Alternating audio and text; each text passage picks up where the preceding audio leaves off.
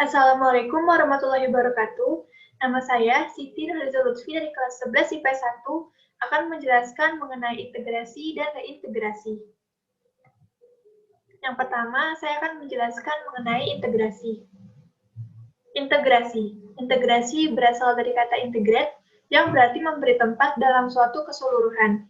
Integer yang berarti utuh. Jadi integrasi merupakan upaya membuat unsur-unsur tertentu menjadi satu kesatuan yang bulat dan utuh. Integrasi berarti membuat masyarakat menjadi satu kesatuan yang bulat dan utuh. Faktor pendorong. 1. Toleransi tentang adanya perbedaan. 2. Kesempatan yang seimbang di dalam bidang ekonomi. 3. Memunculkan sikap saling menghargai satu sama lain. 4. Sikap terbuka dari golongan yang berkuasa dalam masyarakat. 5. Adanya persamaan dalam unsur-unsur kebudayaan. 6. Adanya perkawinan campuran. 7. Terdapat musuh bersama yang berasal dari luar. Faktor penghambat. 1. Kondisi masyarakat yang terisolasi. 2. Terdapat superior salah satu kelompok. 3. Kurangnya rasa toleransi kepada golongan lain yang berbeda. 4. Tidak terdapat penghargaan dalam perbedaan. 5. Terdapat rasa tidak puas kepada ketimpangan sosial serta ketidakmerataannya pembangunan. 6. Kurangnya rasa kesadaran diri dalam masing-masing individu dalam menjaga persatuan dan kesatuan. Faktor internal dan faktor eksternal. Faktor internal yaitu kesadaran diri sebagai makhluk sosial, jiwa dan semangat gotong royong, serta tuntutan kebutuhan. Faktor eksternal yaitu tuntutan perkembangan zaman, terbukanya kesempatan berpartisipasi dalam kehidupan bersama, adanya konsensus nilai, adanya persamaan kebudayaan, sikap toleransi, dan adanya tantangan dari luar. Bentuk integrasi. 1. Integrasi normatif merupakan integrasi yang terbentuk dan terjadi akibat adanya kesamaan nilai, prinsip, dan aturan serta norma-norma yang berlaku di masyarakat. 2. Integrasi fungsional terbentuk karena adanya saling ketergantungan antar kelompok akibat perbedaan fungsi di antara kelompok tersebut. 3. Integrasi koersif terbentuk berdasarkan kekuasaan yang dimiliki penguasa. Penguasa menerapkan cara-cara koersif kekerasan paksaan. Proses integrasi. 1. Akulturasi. Akulturasi adalah proses sosial yang timbul manakala suatu kelompok manusia dengan kebudayaan tertentu dihadapkan dengan unsur dari suatu kebudayaan asing. Kebudayaan asing itu lambat laun diterima dan diolah ke dalam kebudayaan sendiri tanpa menyebabkan hilangnya unsur kebudayaan kelompok itu sendiri. Contohnya, saat budaya rap dari negeri asing digabungkan dengan bahasa Jawa, sehingga mengerapnya dengan menggunakan bahasa Jawa. 2. Asimilasi. Asimilasi adalah pembaruan dan kebudayaan yang disertai dengan hilangnya ciri khas kebudayaan asli sehingga membentuk kebudayaan baru. Suatu asimilasi ditandai oleh usaha-usaha mengurai perbedaan antara orang atau kelompok. Untuk mengurai perbedaan itu, asimilasi meliputi usaha-usaha mempererat kesatuan tindakan, sikap, dan perasaan dengan memperhatikan kepentingan serta tujuan bersama. 3. Proses interaksi. Proses interaksi merupakan proses paling awal untuk membangun suatu kerjasama dengan ditandai adanya kecenderungan positif yang dapat melahirkan aktivitas bersama. 4. Proses identifikasi. Proses interaksi dapat berlanjut menjadi proses identifikasi manakala masing-masing pihak dapat menerima dan memahami keberadaan pihak lain seutuhnya. Pada dasarnya, proses identifikasi adalah proses untuk memahami sifat dan keberadaan orang lain. 5.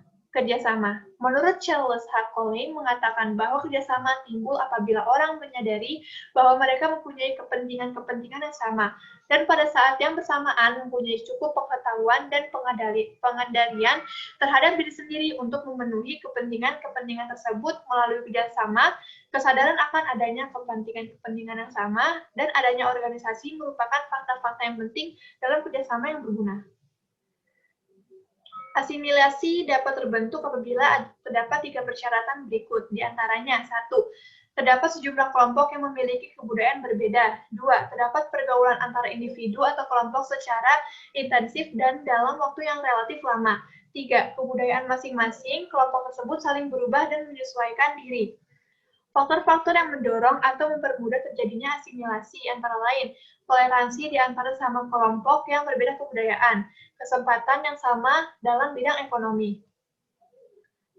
Yang kedua, saya akan menjelaskan mengenai reintegrasi.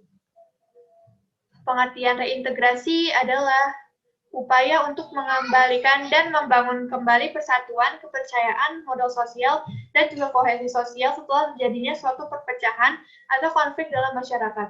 Reintegrasi ini digunakan sebagai sarana untuk mengendalikan konflik, terutama bagi masyarakat yang rentan mengalami konflik.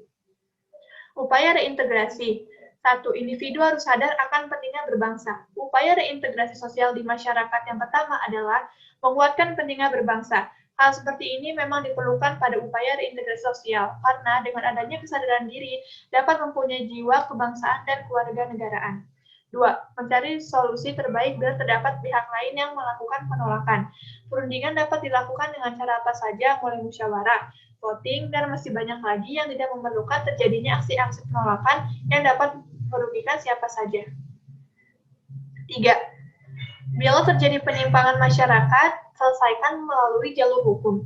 Maksudnya adalah bila ada salah satu pihak yang reintegrasi sosial menyimpang dari hukum, maka boleh-boleh jika pihak yang bersangkutan dilaporkan kepada pihak hukum yang berwenang agar bisa diberi sanksi atas kesalahan yang dilakukannya. 4. Bila perselisihan telah mengarah pada terjadinya konflik, maka minta bantuan militer.